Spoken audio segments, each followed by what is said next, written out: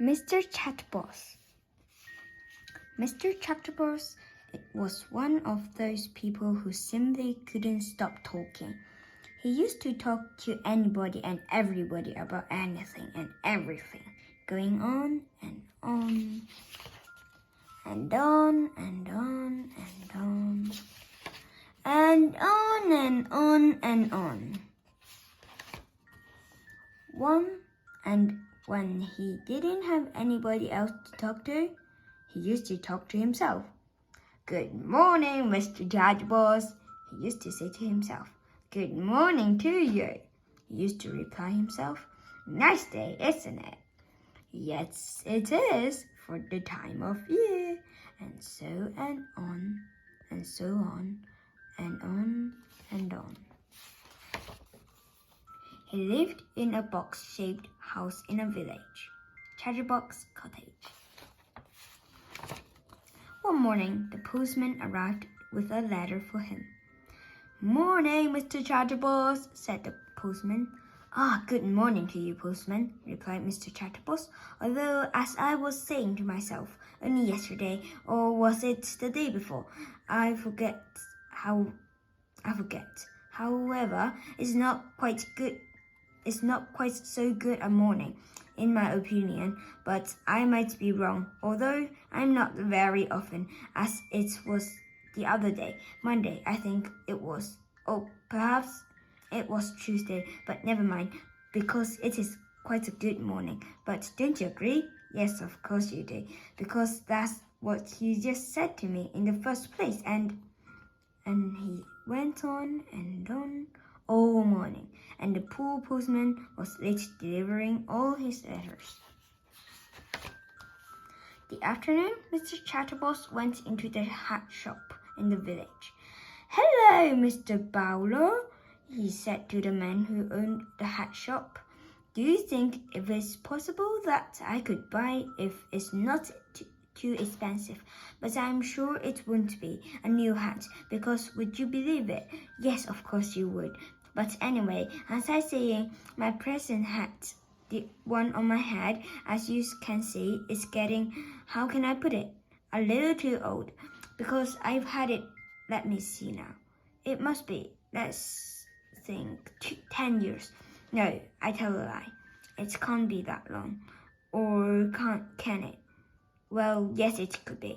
But on the other hand, and he went on and on all afternoon, and half the night long after Mr. Bowler should have shut up shop and gone home. Eventually, when Mr. Bowler managed to get a word in edgeways, or was it sideways, he promised to order a new hat for Mr. Chatterbox. Then he pushed Mr. Chatterbox out of his shop, still talking of course, and went home for his supper, which was cold of course, because Mrs. Bowler had cooked it for him hours ago, and while he ate, he thought. Exactly 1 week later, the new hat for Mr. Chatterbox arrived in a smart red hat box. The postman delivered it to Mr. Bowler's shop. At last, said Mr. Bowler, heaving a sigh to relief. I think this hat is going to be the answer to the problem of Mr. Chatterbox talking so much.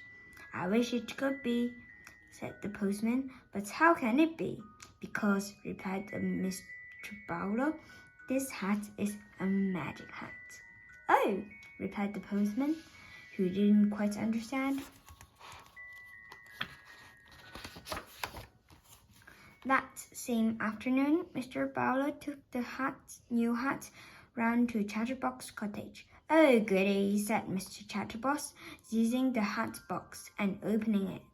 It's my new hat, my lovely new hat. I couldn't wait for it to arrive. In fact, I got up early this morning because aren't I silly? I just knew. I didn't know how, but I really knew. You know that today would be the day. I don't know how I knew it, but I knew, and And here's my hat. And oh, isn't it beautiful? I can't wait to try it on. Oh, I do hope it suits me. Do you think it will? Yes, of course you do. And why don't you try it on? Said Mr. Bowler grinned. Try it on? Yes, of course I must try it on. How silly to me to stand here chattering on when I haven't tried it on yet. Yes, I will absolutely definitely try it on straight away because, as I said, it's silly just talk about trying it on and then not trying it on, isn't it? And so he took the hat out of the hat box and put it on. It was a beautiful hat. I say, he said, I must say, yes, I really must that. This hat is, yes, it really is, to say the least, one of the better hats that I have ever seen in my life. And in this life, I must say, I have seen some hats, and furthermore. But while he was talking, a funny thing was happening. The more words that came out of Mr. Chatterbox's mouth, the larger his hats became. The more Chatterbox talked, and more the hats grew and grew. Mr. Chatterbox kept on talking, and the hats kept on growing. I can't see anything, he said. 1 minute, I was standing here admiring my new hat, and now, all of a sudden, without any warning, taking me all unawares, just like that. The hat grew down to his feet, and Mr. Chatterbox stopped talking. And as soon as he stopped talking, the hat grew smaller and smaller, until it was the same size as when he first tried it on. Mr. Bowler had gone when Mr. Chatterbox couldn't see him, and now he was walking back to his shop. My special new hat really works, he chuckled. The following day, Mr. Chatterbox was out for a walk when he met the postman in the village. Hello, postman, he said. I say, do you like my new hat? Have you ever seen such a fine hat? I'm sure never have.